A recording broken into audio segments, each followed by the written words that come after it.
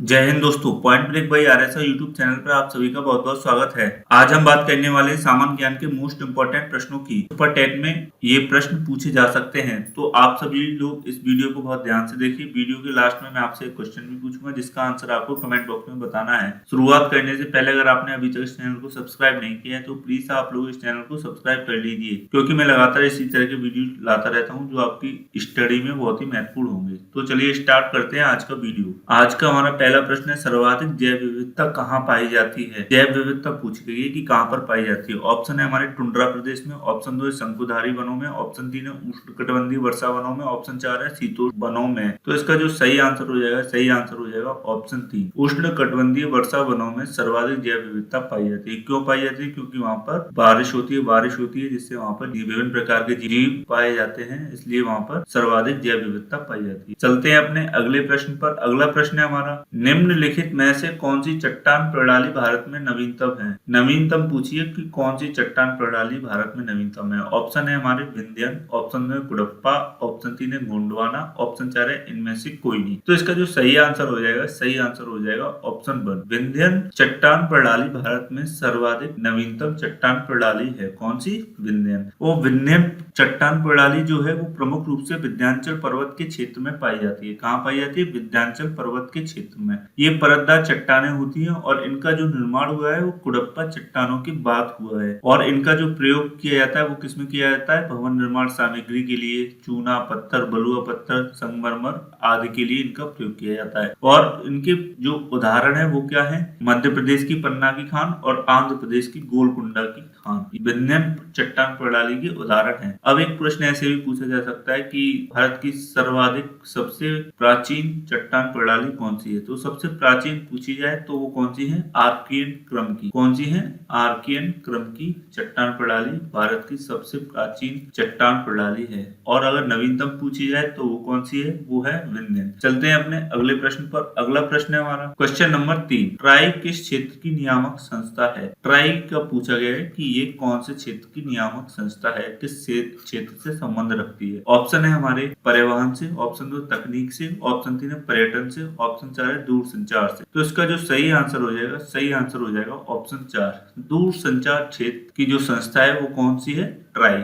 अब यहाँ पे बात कर लेते हैं ट्राई की फुल फॉर्म क्या होगी। तो ट्राई की जो फुल फॉर्म होगी वो होगी telecom regulatory authority of India. क्या होगी? Telecom regulatory authority of India. अब एक प्रश्न और पूछा जा सकता है कि इनके जो चेयरपर्सन है वो कौन है प्रेजेंट टाइम के? वो है डॉक्टर पीडी वाघेला। कौन से? डॉक्टर पीडी वाघेला, ये इसके प्रेजेंट टाइम के चेयरपर्सन है। चलते हैं अपने अगले प्रश्न पर। अगला प्रश्न है हमारा क्वेश्चन नंबर 4, निम्नलिखित में से दिन रात होने का क्या कारण है। दिन रात होने का कारण पूछा गया है कि कौन सा है। ऑप्शन दिए हुए हमारे पृथ्वी का अपनी अक्ष पर झुके होने के कारण, ऑप्शन 2 पृथ्वी का अपनी दूरी पर घूमने के कारण, ऑप्शन 3 है पृथ्वी की सूर्य से निकटता, ऑप्शन 4 है इनमें से कोई नहीं। तो इसका जो सही आंसर हो जाएगा, सही आंसर हो जाएगा ऑप्शन 2, पृथ्वी का अपनी दूरी पर घूमने के कारण जो दिन और रात होते हैं वो होते हैं। किसके कारण होते हैं? दूरी पर घूमने के कारण। ये प्रश्न भी कई बार पूछा जा चुका है जो भी एग्जाम हुए हैं, तो आपको इस प्रश्न पर विशेष ध्यान देना है। चलते हैं अपने अगले प्रश्न पर। अगला प्रश्न है हमारा क्वेश्चन नंबर 5, निम्नलिखित में से कौन अम्ल वर्षा का कारण है। अम्ल वर्षा पूछी गई है कि किसके कारण होती है। तो ऑप्शन दिए हुए हमारे नाइट्रिक एसिड, ऑप्शन 2 है सल्फ्यूरिक एसिड, ऑप्शन 3 है दोनों, ऑप्शन 4 है दोनों में से कोई नहीं। तो इसका जो सही आंसर हो जाएगा, सही आंसर हो जाएगा ऑप्शन 3, दोनों। नाइट्रिक एसिड और सल्फ्यूरिक एसिड दोनों के ही कारण अम्ल वर्षा होती है। नाइट्रिक एसिड को हम क्या बोलते हैं? इसका जो रासायनिक फॉर्मूला होता है वो होता है HNO3 और सल्फ्यूरिक का होता है H2SO4। चलते हैं अपने अगले प्रश्न पर। अगला प्रश्न है हमारा क्वेश्चन नंबर 6, विली विली तूफान संबंधित है। विली विली तूफान पूछा गया है किससे संबंधित है, कौन से देश से संबंधित है। ऑप्शन है ऑस्ट्रेलिया से, ऑप्शन 2 है संयुक्त राज्य अमेरिका से, ऑप्शन 3 है चाइना से, ऑप्शन 4 है इनमें से कोई नहीं। तो इसका जो सही आंसर हो जाएगा, सही आंसर हो जाएगा ऑप्शन 1, विली विली जो तूफान है वो ऑस्ट्रेलिया से संबंधित है। किससे? ऑस्ट्रेलिया से। चाइना की अगर बात की है, चाइना में तूफानों को क्या कहा जाता है? चाइना में तूफानों को टाइफून कहा जाता है और संयुक्त राज्य अमेरिका में कहा जाता है वो क्या कहा जाता है? हरिकेन। क्या कहा जाता है? हरिकेन। तो यहाँ से भी प्रश्न पूछा जा सकता है, उसको भी हमको विशेष ध्यान देना है। चलते हैं अपने अगले प्रश्न पर। अगला प्रश्न है हमारा क्वेश्चन नंबर 7, डिगबोई किसके लिए प्रसिद्ध है। डिगबोई पूछा गया है किसके लिए प्रसिद्ध है और ये प्रश्न कई बार एग्जाम में पूछा भी गया है। ऑप्शन है हमारे तेल शोधन के लिए, ऑप्शन 2 उर्वरक के लिए, ऑप्शन 3 है स्टील के लिए, ऑप्शन 4 है इनमें से कोई नहीं। तो जो डिगबोई प्रसिद्ध है वो किसके लिए प्रसिद्ध है? वो है तेल शोधन के लिए। किसके लिए? तेल शोधन के लिए। चलते हैं अपने अगले प्रश्न पर। अगला प्रश्न है हमारा क्वेश्चन नंबर 8। टोडा जनजाति पाई जाती है। जनजातियों से भी अक्सर एग्जाम में प्रश्न पूछा जाता रहा है, तो आपको कुछ विशेष जनजातियों को याद कर लेना है कि ये जनजाति कहाँ पर पाई जाती है। ऑप्शन है हमारे बिहार, ऑप्शन 2 है अरुणाचल प्रदेश, ऑप्शन 3 है उत्तर प्रदेश, ऑप्शन 4 है तमिलनाडु। तो टोडा जो जनजाति पाई जाती है वो कहाँ पर पाई जाती है? तमिलनाडु में। कहाँ पर? तमिलनाडु। ऑप्शन 4 इसका सही आंसर हो जाएगा। चलते हैं अपने अगले प्रश्न पर। अगला प्रश्न है हमारा क्वेश्चन नंबर 9। भारत की मुख्य भूमि का सबसे दक्षिणतम बिंदु है। मुख्य भूमि का सबसे दक्षिणतम बिंदु पूछा गया है, कौन सा है? ऑप्शन है हमारे इंदिरा पॉइंट, ऑप्शन 2 है कन्याकुमारी, ऑप्शन 3 है इंदिरा कॉल, ऑप्शन 4 है केविथु। तो इसका जो सही आंसर हो जाएगा, सही आंसर हो जाएगा ऑप्शन 2 कन्याकुमारी। यहाँ पर मुख्य भूमि पर हमें पूछा गया है कि दक्षिणतम बिंदु कौन सा है। अगर पूछा जाए भारत सबसे दक्षिणतम बिंदु कौन सा है, तो वो कौन सा हो जाएगा? इंदिरा पॉइंट। अगर पूछा जाए भारत का उत्तरतम पॉइंट कौन सा है, तो वो कौन सा है? इंदिरा कॉल। अगर पूछा जाए भारत का सबसे पूर्वी बिंदु कौन सा है, तो वो कौन सा है? केविथु। वो कहाँ पड़ता है? अरुणाचल प्रदेश में। अगर पूछा जाए कि भारत का सबसे पश्चिमी बिंदु कौन सा है, तो वो कौन सा है? गौर माता। कौन सा?